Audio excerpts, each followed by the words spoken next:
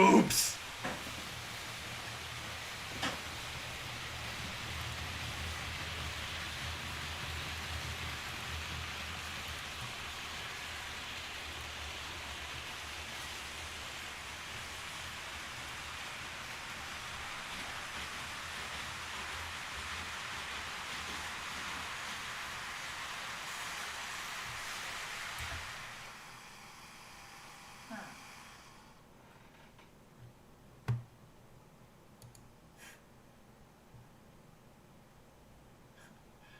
Yeah, that was a big oops. Somebody size 12 foot accidentally kicked the power button on the power feed to my computer. So everything went off except the trains. I stopped the trains while I sorted stuff out. Just happened to have that power strip in the wrong place and accidentally shut my computer off. The problems of having a power strip and big feet. Sorry about that. Don't let that sound. That is the cleaner on a car. If you hear that little sound, that's the little brush on my cleaning car. No, it was not the ape. Hi, Peter. So yeah, that was just clumsy Bigfoot here. Not to be confused with the ape.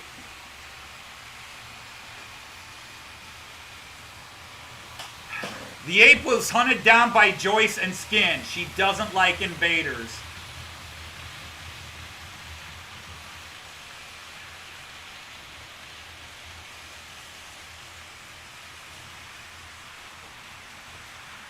This is what happens if you interfere with Joyce's evening activities. She doesn't like space monkeys.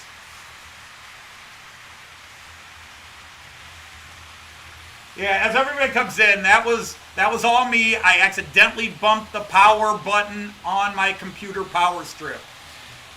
I have a power strip which has a couple of the cameras and the computer plugged into it, and I was moving around and I stretched my foot out for a second because I'm 6'4", and I don't have long legs, but I got proportional legs. There are some people, their height's in their upper body. There's some people, their height's in their legs. I'm really very proportional. But considering the space that I have here, I do have long legs. So, yeah, I accidentally hit the power button on the computer power cord strip, and oops. Yeah, I was talking about the salad. Nope, I blame me. If you don't know whom to blame, you can blame Heath, but I blame me when I know I did it. Unlike so many people in this world, I take accountability.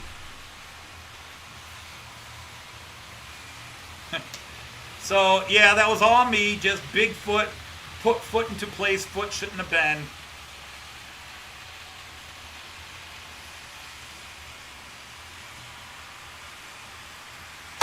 Yeah.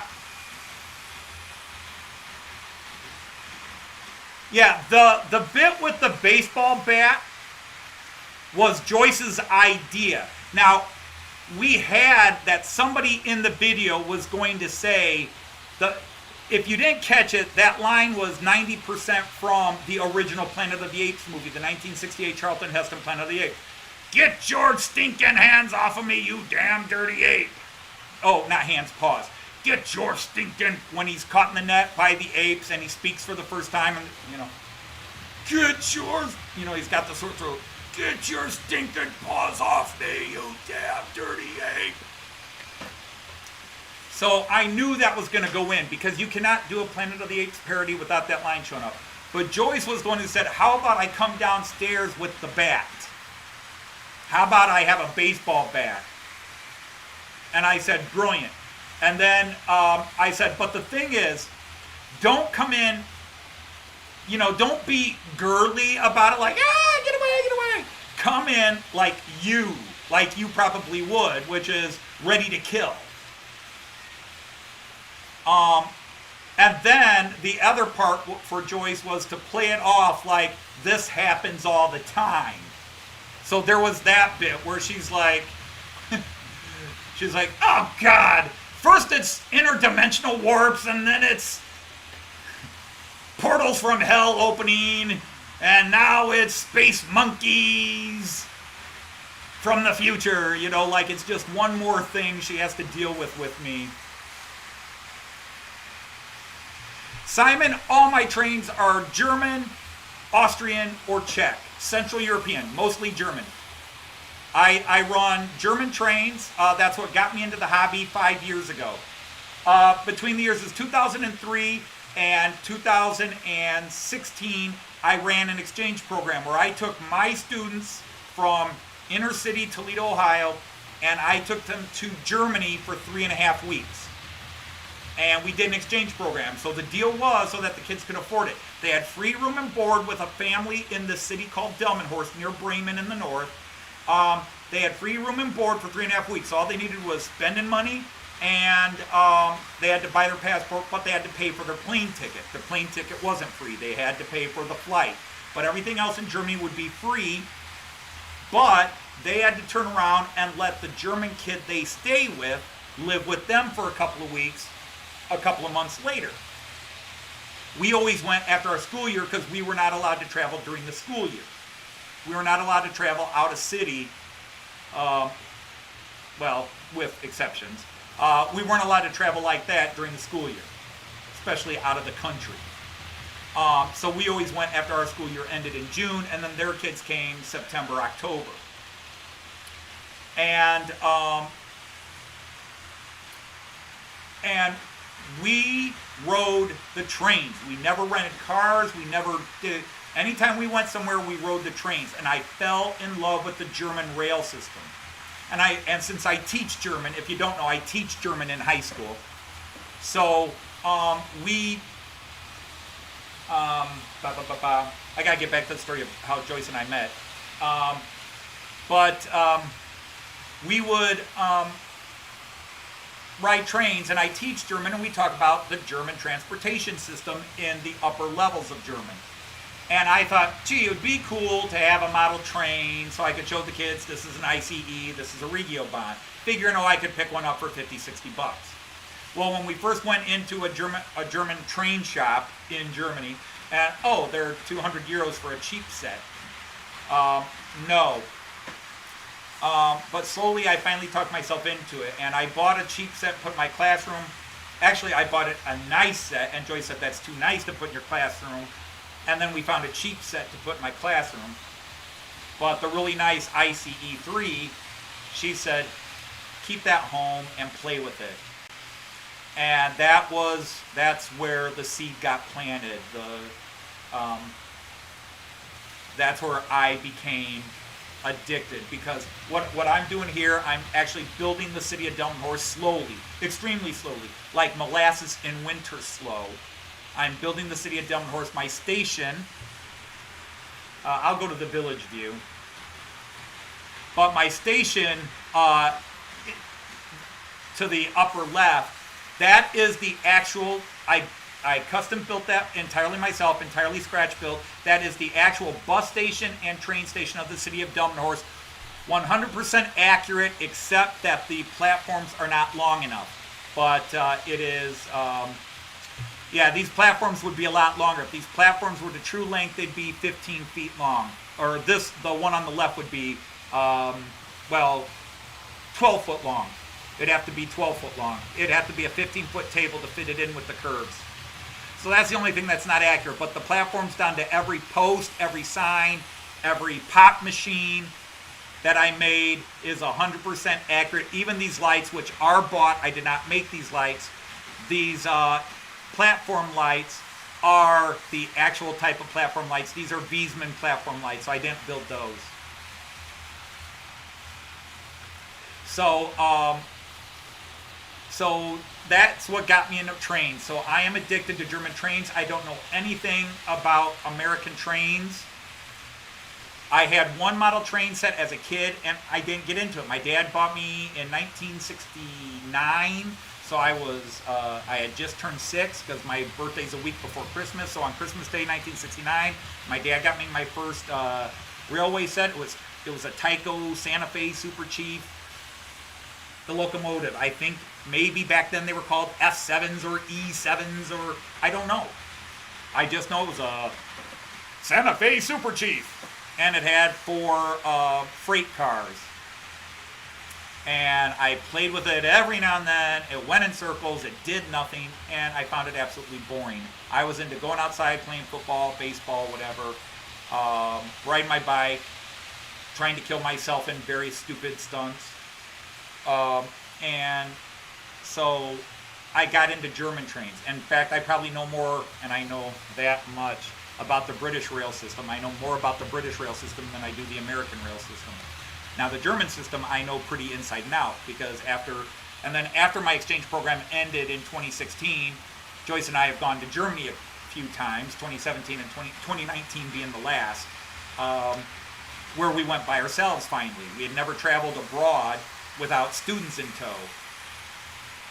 Now, I was blessed that all my children were my students, because I live in the neighborhood of my school. So I live in the neighborhood my kids went to school at, and where I taught. I live in the neighborhood where my kids, well, of course I live in the neighborhood. I live in the neighborhood for the school that my kids went to. So I taught all my kids. So they got to go to Germany while they were in high school. Actually, my son and my daughter, my 2 youngest, got to go even before they were in high school because they were going with us. But I fell in love with the German rail system and just wanted to recreate it at home. And I wasn't so much about recreating territory or anything else. It was just, I have ADD. I want to see as many trains running as I can. So I have 6 loops that trains can run. I'm only running 3 plus the cleaning train. Normally, if you come to my live feeds on Fridays, I have 6 trains running. I'm all modern era. I'm not into the older eras, although I love the technology of steamers, the mechanical side of steamers. I'm not into them per se, but I do own 2 steamers. So I run HO German 3-rail. Hey, Dwight, how are you? Hey, Jerry, how are you? Nice to have you guys here. So, anyhow, just to finish the story of Joyce and I meeting. So, we're on this double-blind date. I wasn't supposed to be on that date. I was substituting for the guy that was supposed to be on the date, and then the girl canceled out, and Joyce was substituting. Neither one of us had ever dated a person of the same or opposite sex up to that night. She was my first date, and I'm a freshman, a first year in college, and she was in her last year of secondary school, a senior as we call them, a 12th grader. I was a 13th grader, she was a 12th grader, if you want to look at it that way. But in America, that's first year of college. So neither one of us is supposed to be on that date. So the waiter grabs the plate, and he's got Robert on a name tag. This was not our head waiter. This was the guy that comes and clears. He wasn't a busboy. He was a second waiter for our table, because this is a super fancy restaurant. You have 2 waiters. And apparently at the really fanciest of restaurants, they take your salad at a time. It is time for the main course. Whether you're done or not, we're taking your salad plate. I sure as hell didn't know that. Joyce is working class. She didn't know that. And so when he goes to take her plate again, I grabbed the plate and I said, "Excuse me, Robert." The lady said she's not finished. The horrified look of the 2 other people we're on this date with, like, "Oh, you're embarrassing us," was awesome. And the waiter looked at me, and some people may find how I'm about to do this offensive, but I kid you not, this is how he sounded and acted. "My name is Robert. My name is Robert." And he had this French accent. I'm like, we're in Toledo, Ohio. Is he from Quebec? What? That's Robert. And then he set her plate down, and he stomped off, shaking his head. And he had a very effeminate, upset walk. And he walked off. I'm not trying to make gay jokes or anything else. That is how he acted. I mean, my gay friends and anybody else would have looked at him and yelled, "Stop promoting the stereotype!" But be that as it may. So he brought our meals back, and he goes, "Is the lady done now?" And I said, Yeah, Bobby, she's done. You may take her plate. And he's just, that's Robert. I'm sorry, Bobby, I'll get it right next time. Joyce starts giggling. I'm being a complete disrespectful jerk, and she's giggling. Actually, he was being a jerk first. I'm just retaliating. Because I don't belong in fancy restaurants. I don't belong where rich people go to be that way. Joyce is giggling, and I go, I bet his name's not even Robert anyhow. And she goes, no, it's probably something like Ernest or Chad or something like that. And I go, actually, his real name's Natasha, and he's a Russian spy. That's why he's got the bad accent. Joyce cracks up. Joyce starts building a story with me. Yeah, Joyce is like, you're right, he's a Russian spy. He's actually a woman named Natasha. And she starts making up this crazy stuff. We are in hysterics. And the couple we are with are just glaring hatred at us. You are embarrassing us. We came to this restaurant and you are embarrassing us. Right there, I was like, damn, I like this girl. And so, now, because I always tell the truth, we hit it off, we went to her dance. I don't dance. I do white boy rock and roll dancing. If you don't know what white boy rock and roll dancing is, heavy metal white boy rock and roll dancing. It's I lean against the wall and go, this is my dancing. That's the only dancing I do. I listen to punk rock. I'm a huge Beatles, 60s rock and roll fan. At that stage, I was into punk rock, Adam and the Ants, Devo, all sorts of weird music. Nothing I would dance to. And Joyce makes me get on the floor and dance. It's a slow song. Come on, I'll show you how to dance. I'm like, ugh. She's like, put your hands on my hips. And she made me dance. Okay. And I'm making sure there was room for the Holy Ghost between us. And she makes me dance. And we talk and we have a good evening. So, I'm like, you like this girl? Ask her out. Now, the people who drove us to the restaurant, drove us to the dance, ditched us. Joyce finds a friend to drive us home. I have not asked Joyce out. We've had a great time. We're talking. Oh, that was great. I had a lot of fun with her. Ask her out. Ask her out. The brain is just ask her out. Ask her out. I couldn't work up the courage to ask her out. I could not work up the courage to ask Joyce out. She was like, she's not my league. She was nice. I really like her. I should ask her out. She'll probably say no. And as the car is pulling into my neighborhood and my house is up the road, I'm like, you loser, you cowardly son of a stupid son of a... Ask her out. You had a good time. Ask her out. And as we're pulling in my driveway, I've already given up. I'm like, you're a loser. You're going to be alone forever. You're going to be alone forever because you can't work up the courage to ask a girl out. Joyce grabbed my hand and has pen in hand and starts writing.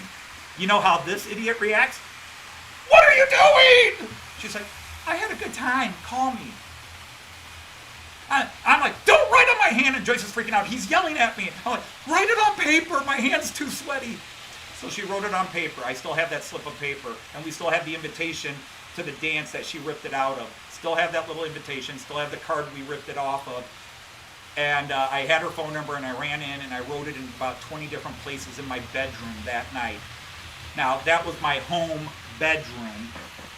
I didn't live at home anymore, but my parents hadn't converted it to the little office space. They made it later. I was living away at school. I had moved out and then went away to college and then went away, but that was still my bedroom. So I was staying with my parents while I was home from college. And so I wrote it everywhere. Hey, Artie's here. How are you, Artie? And anybody else I have not said hello to? I see a few of you made it back. I did lose a few. Again, if you were in the previous feed and lost what happened, Bigfoot here. No, I don't mean Sasquatch. I have size 12s, which really aren't that big considering I'm about 6'4". Just a shade under. The minute I put on shoes, I'm 6'4". I'm like 6'3.5". I just claim 6'4". Or if I want people to underestimate me, I claim 6'3". But Mr. Bigfoot here was playing around with his legs here, stretching the knees out, and kicked the power button on the power strip that my computer's plugged into, and oops. So that's what happened. All right, Simon, take care. Yeah, it's nighttime for you guys over there. I'm going to be ending the stream just in a few minutes because family is going to be arriving if they're not starting to come here, because it's Sunday, and Sunday evenings is family. So my daughter and son-in-law and my grandson, my daughter. My son won't be here tonight because he's working tonight. This is his last weekend with his old job. He's moving farther away. He's moving about 2.5, 3 hours away from us now. So we won't see him as often anymore. He got a job in another city, a job more closely aligned with what he wanted to do. He's been at this one place for a few years. They love him. They don't want to see him go, but they understand this is a job. My son is a chemist. And if you're in the UK, chemist, of course, usually means a pharmacist. In America, he's a chemist. His degree was in pharmaceutical toxicology. He started was going to be a pharmacist, but he wanted to work in the making and researching of drugs, not the selling of the drugs. So he's a chemical engineer, but his degree was pharmaceutical toxicology. But it allows him to take 2 more classes and become a pharmacist if he wants to, or he can right now make pills. He could work for a police department as a toxicology person, doing blood analysis and poison analysis and stuff like that. But he wants to do research and development of drugs, and he just got hired into a company where he's going to be working on drugs for children's diseases. And considering how altruistic all my children are, I can only tell you how thrilled he is, because he's going to help make drugs that will save children's lives. So he's quite proud of that. And I'm proud of that too. Because he could have gone into the military and made biological weaponry and that with his degree, but he wanted to make medicines and work in chemistry and make beneficial medicines, not rip-off medicines, whatever. But so he's working for a company that's going to make. They specialize in childhood diseases and treatments, and so he's going to be doing research and development in that chemical field. 2.5, 3 hours is really just up the road. When you live in Australia and everything's 8 hours away, or Central Canada where everything's 8 hours away, 2 hours is nothing. But even for us, like, it's not like where I could drive in 10 minutes, be at his house now. 2.5 hours after a day of work doesn't. A 3-hour car ride after work doesn't usually sound like fun.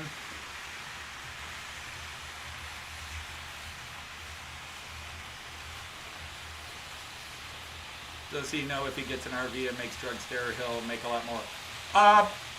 If he were a pharmacist, he might make more money down the road. But again, these are my kids, and while we want to make money, Mom and Dad are both teachers. We didn't try to brainwash our kids to be doctors and lawyers and corporate executives. I mean, if that's where their interests led them. And my son is probably a little bit more focused on money than the rest of the family. And by the way, he's any Scottish blood I have in my side of the family, or Joyce has in hers, it all came out in him. He's very frugal. My son does not like to spend money, and his bank account is impressive. For a 25-year-old man, he's got a crap load of money in the bank. He buys a car, pays the whole thing off. Like in 6 months, okay, but it's like, pay it all off. Because he makes good money, and he keeps his bills low. And he just got engaged, and his future wife is also they met in the School of Pharmacy, and she went into cosmetic pharmacology, so she wants to design and work in making and design of cosmetics. And she got a job in that city and moved down there. And he's like, well, if we're going to be engaged and after dating 3 years or however long they've been dating, if we're going to get married, engaged and get married, I guess I better live with her, huh, Dad? It's like, yeah, son. I mean, they lived together in an apartment just up the road here, but now she moved down at the beginning of August, I think it was, maybe, no, July. She moved down in July, and so now he's moving down there.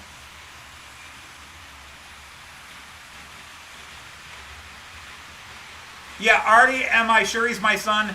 Yes, because there's no way he's not my son. If you saw him, if I showed you a picture of me at 25 and a picture of my son at 25, yeah, he's my son. If he were a bad son and I wanted to disown him, I couldn't, because all Dodge men are clones, sickeningly clones. I look identical to my dad at this age, except I weigh a lot less than my dad did at this age. I look like my grandfather. I look like my uncles. I look like my cousins. And I'm not talking we look a little bit alike. We're talking line us all up and try to tell the difference. A little bit of height and a little bit of weight are the only way you can tell us apart. My cousin David and I were like identical twins, 10 years separate. We had blonder hair. My cousin Greg was dark hair. My brother John looks just like me, except now he has a big beard and he's bigger than I am. All right, well, hi, take care. I know it is 11 o'clock over there in the Netherlands. If that's where you are, Mark's heading off too. Yeah, everybody in the UK is heading off. Like I said, I probably should start shutting down too. But I was running my trains. I still got to get the cleaning train on the third line, but I have to move the ICE over to do that. Just means I got to push a button, switch lane, push another button, switch lane, push the same two buttons to close the lanes. But, so yeah, that's it. Hey, if you didn't go see, why don't you go over and watch my Planet of the Apes video that I put up last night and let me know what you thought of it.